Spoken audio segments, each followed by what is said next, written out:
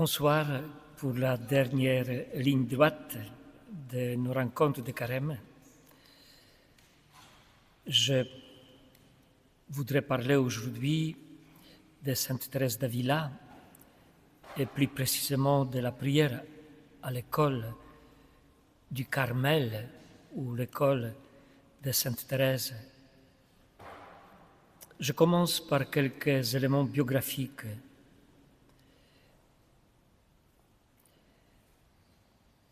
Thérèse de Jésus, dite d'Avila ou encore la Madre, parce que c'est ainsi qu'on l'a surnommée, d'Avila, puisqu'elle naît à Avila, en Espagne, en 1515. On l'appelle aussi Grande Thérèse, pour la distinguer de la petite, c'est-à-dire la nôtre, celle de Lisieux, toutes les deux carmélites. Déjà à l'âge de 9 ans, Thérèse d'Avila veut mourir martyre, imaginez-vous, pourquoi? Pour voir Dieu. Mais ce n'est qu'à l'âge de 20 ans qu'elle entre au Carmel, où pendant plusieurs années, elle mène une vie plutôt médiocre, abandonnant la prière, recevant au couvent de fréquentes visites. Elle vit selon le goût mondain facile à satisfaire, confesse-t-elle elle-même dans sa biographie, selon le goût mondain facile à satisfaire. Un jour, comme par hasard, elle découvre dans un oratoire un tableau du Christ couvert de plaies qui provoque en elle une profonde émotion. Elle est saisie par la présence de Dieu en elle. Commence alors un chemin de la conversion, un chemin de la maturation de sa vie intérieure, de sa vie spirituelle, qu'elle décrira dans son autobiographie avec une finesse psychologique et sûreté théologique. Avec le secours de Saint Jean de la Croix, Carme, Thérèse deviendra réformatrice du Carmel, de l'ordre du Carmel. Elle sillonne l'Espagne et fonde le nouveau petit monastère, 17 monastères en tout. Elle réforma également la branche masculine du Carmel avec l'aide de Saint Jean de la Croix.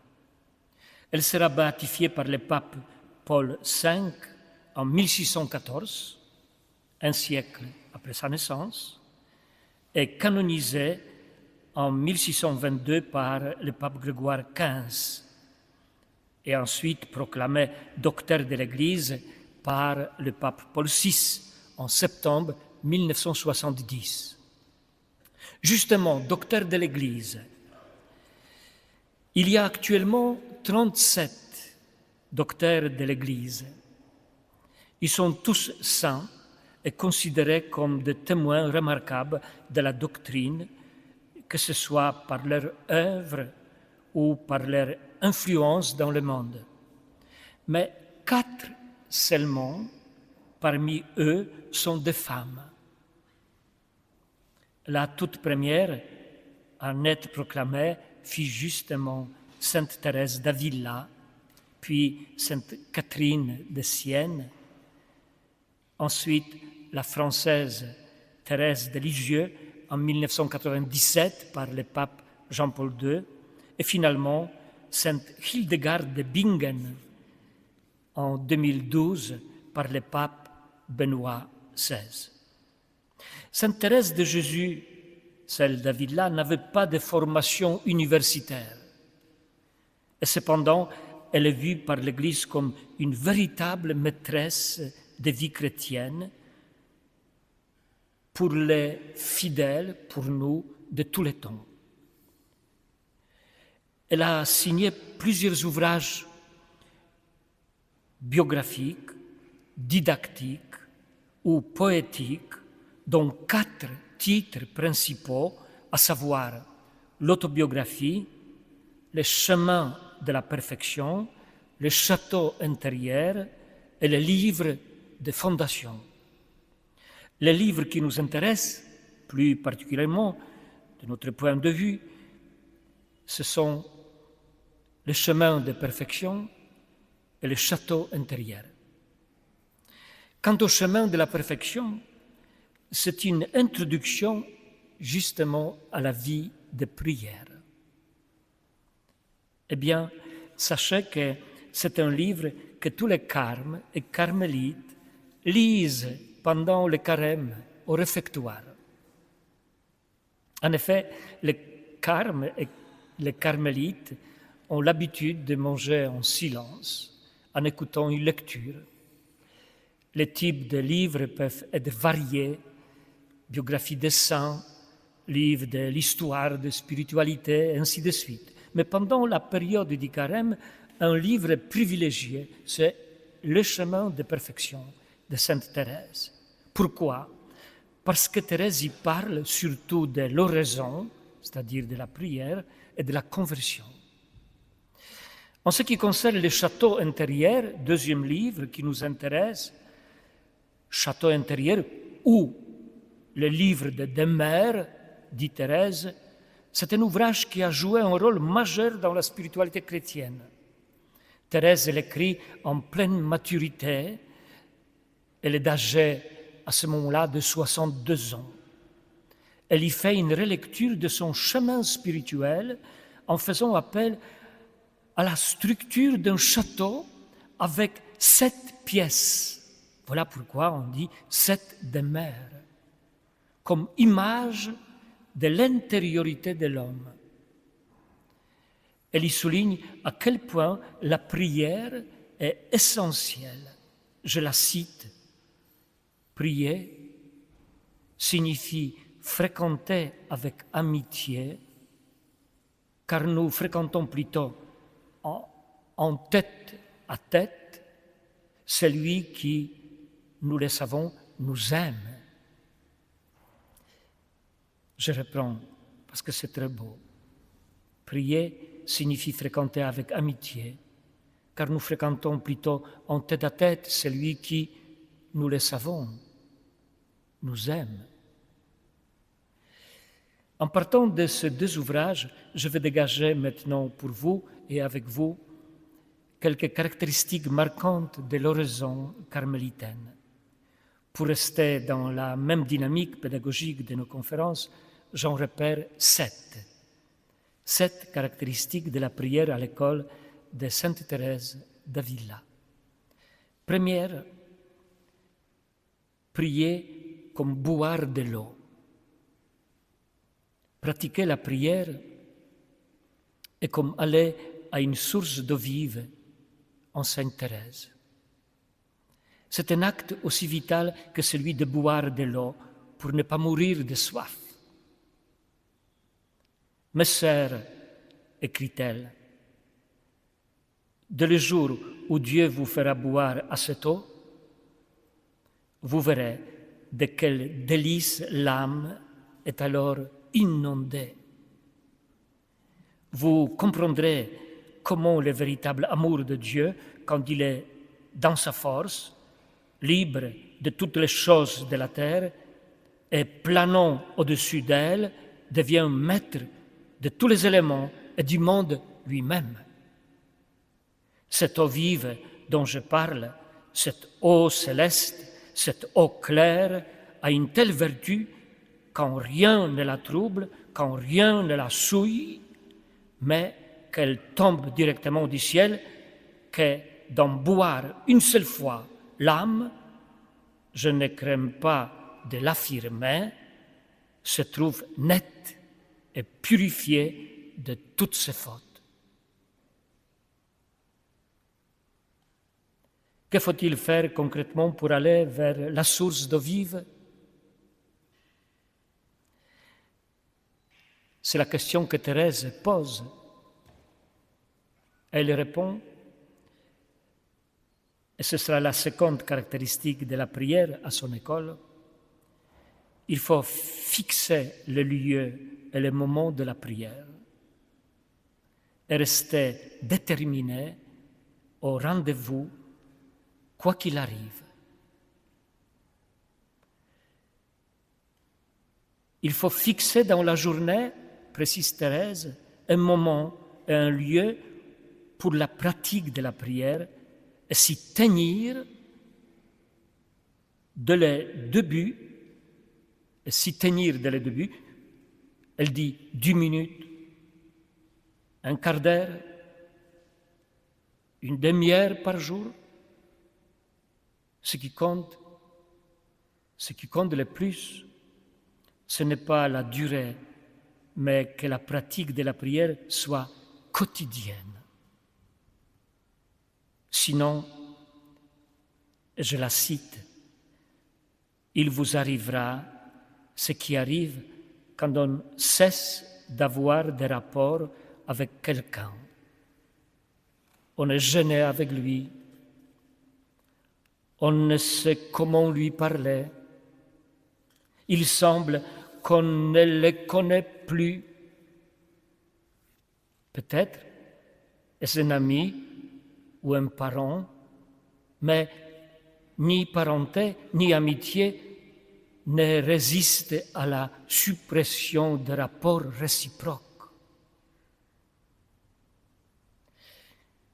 Selon Thérèse, l'oraison permet de passer d'une approche utilitaire envers Dieu à une approche d'amitié.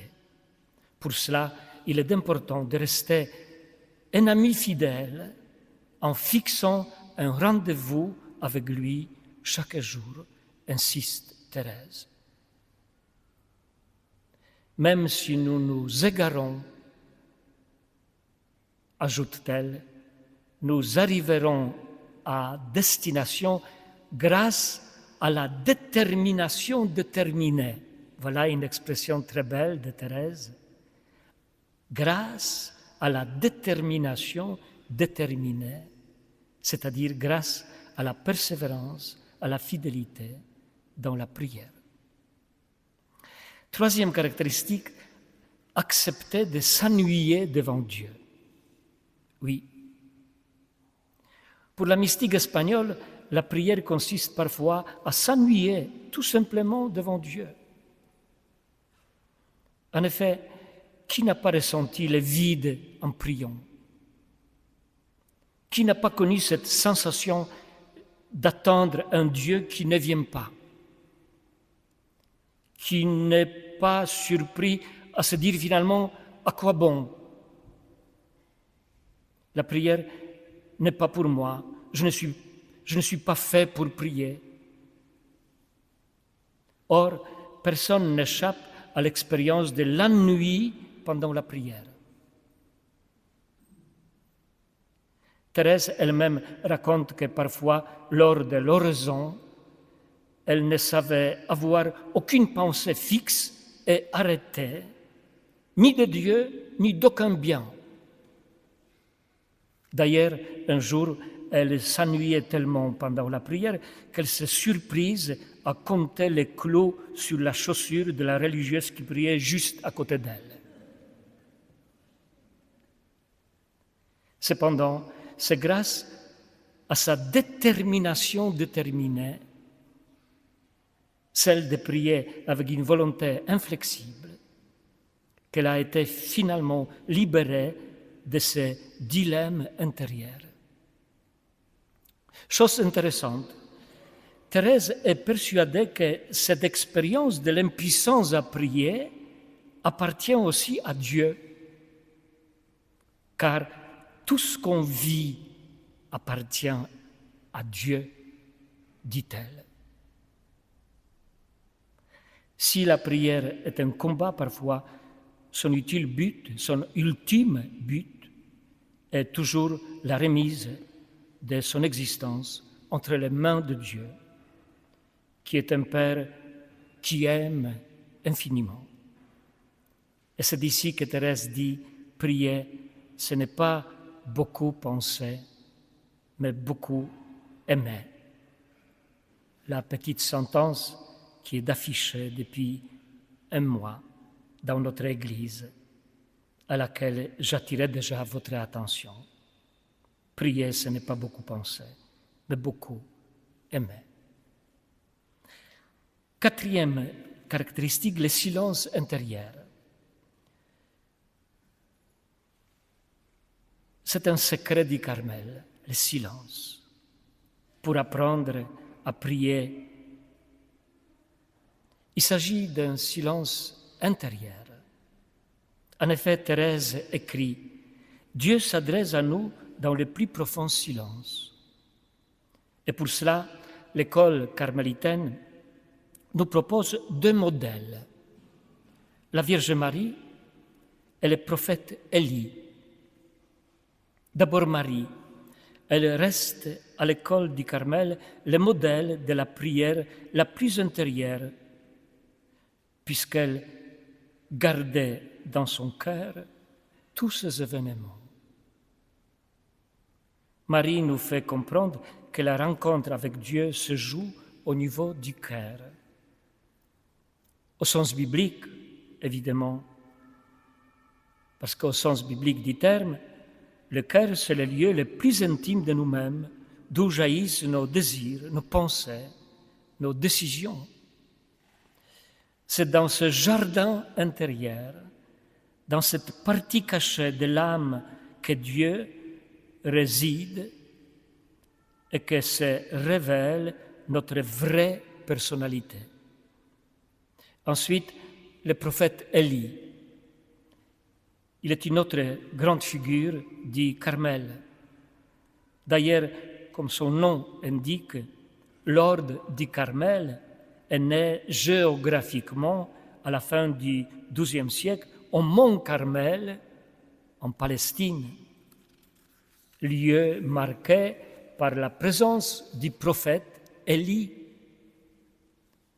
Dans le premier livre des Rois, Élie a trouvé refuge dans une caverne sur le mont Carmel, la montagne de Dieu. Celui-ci l'avertit, « Sors et tiens-toi sur la montagne devant le Seigneur, car il va passer. » Un ouragan, un tremblement de terre, un incendie se déchaînait, mais à chaque fois, le texte précise que Dieu n'est ni dans l'un ni dans l'autre. Finalement, survient une voix de fin silence, dit littéralement le texte hébreu. Une voix de fin silence. Élie sait qu'il s'agit de Dieu et sort pour se tenir face à lui. Que faut-il comprendre? Il existe des silences si riches qu'ils sont davantage l'expression d'une plénitude que d'un vide. Dieu s'adresse à nous dans le silence. Peut-être avons-nous déjà fait l'expérience d'entendre cette petite voix qui nous invite à nous arrêter pour écouter ce qui vient du plus profond de nous-mêmes. Cinquième caractéristique, prier, c'est aussi marcher ensemble. Pour sainte Thérèse d'Avila, le chemin de prière passe par la voie de la fraternité. C'est la raison pour laquelle la Madre fonde des petites communautés de femmes qui, à l'imitation du collège apostolique, dit-elle, suivent le Christ qui est au milieu de nous. Marcher ensemble, c'est aussi marcher en communion avec les autres. Marcher ensemble, c'est marcher en communion avec les saints, dit Thérèse. Les saints sont des amis à qui on peut faire toujours appel si on n'arrive pas à prier. On n'est jamais seul, martèle Thérèse. Il faut chercher une nourriture spirituelle qui nous comble et à un moment, on tombe sur la parole d'un saint qui nous dit quelque chose de très fort. quelque chose qui résonne particulièrement. Pour ne pas l'oublier, je le note, et quand je reprends ensuite, je le revis. Cela me permet de me remettre en route. À ce moment, on se rend compte que la puissance de Dieu se communique sans cesse par d'innombrables moyens, suggère Thérèse. Sixième caractéristique, prier, c'est d'avancer sur le chemin de petites choses. Pour Thérèse, la prière s'intègre dans la vérité de la vie. Une vie qui n'est jamais grandiose, qui a ses limites et ses médiocrités. Avec le temps et la vie de prière, les choses mûrissent, deviennent plus vraies, plus sérieuses, explique Thérèse. Et elle conseille de ne surtout pas remettre en question les décisions antérieures. C'est le moment d'avancer petit à petit, pas à pas, sans revenir en arrière. C'est là que le Seigneur est présent, dit-elle. Pour Thérèse, qui connaissait un élan hors norme de son action quotidienne, c'est une évidence. Je la cite, le Seigneur se trouve même au milieu des marmites. Thérèse a dû lire probablement le maître Eckhart, un dominicain allemand qui vivait à la fin du Moyen Âge, car c'est bien lui qui est l'auteur de cette petite phrase. En effet, en parlant de Marthe et Marie, Eckhart écrit « Agir comme Marthe ne nous éloigne pas de Dieu. Écouter ou prier comme Marie ne nous éloigne pas de la vie réelle, des difficultés quotidiennes. La seule chose importante est de chercher Dieu dans tout ce que nous faisons. Alors Dieu se laissera trouver en tout, même au fond de la marmite. Et la dernière caractéristique, prier, c'est croire que Dieu seul suffit. Thérèse d'Avila meurt à l'âge de 67 ans. Quand nous considérons ces derniers 10 ans de vie, c'est tout sauf une partie de plaisir ou de repos. Elle a traversé de nombreuses réalités concrètes liées à la fondation des monastères, des problèmes relationnels, des problèmes de santé, ainsi de suite. Mais une force lui a été donnée pour les assumer. Rien ne peut la freiner, rien ne peut lui faire peur, car elle expérimente en tout que Dieu seul suffit. Justement, dans le bréviaire de la Madre, on a retrouvé le jour de sa mort, le 15 octobre 1582, une prière, un poème.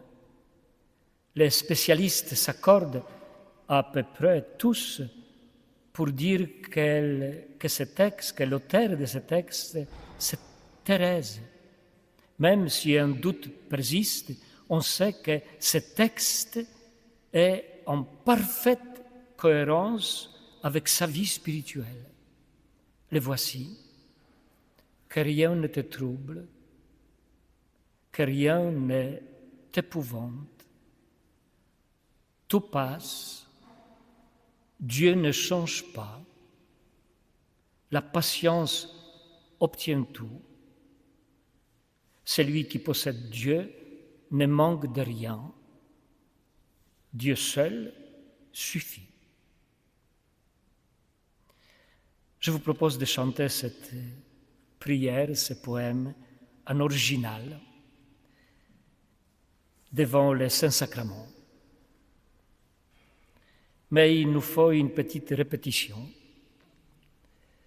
Vous avez le texte sur le dépliant, à la dernière page. La musique a été composée en 1986 par Jacques Berthier, un grand organiste parisien à l'église de Saint-Ignace de Loyola. Il est déjà décédé, Jacques Berthier, en 1994, mais c'est lui qui a composé ce que nous appelons les canons de Thésée, des petits canons de Thésée. Et de cette prière de Thérèse, effectivement, on a fait un petit canon. Et on le chante en original. Le texte n'est pas très compliqué. Prenez la feuille dans vos mains et je vous apprendrai à chanter.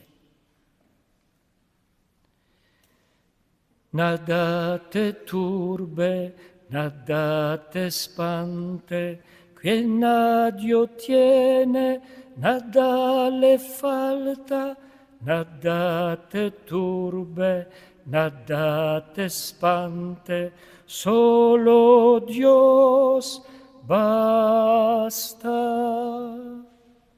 Essayons ensemble.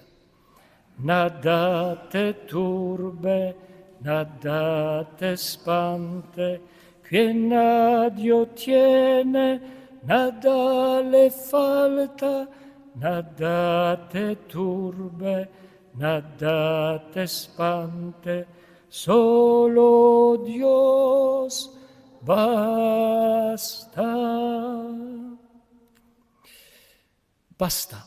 Alors, nous passons à l'adoration du Saint-Sacrement et nous allons chanter au début 3 fois ce petit poème de Thérèse.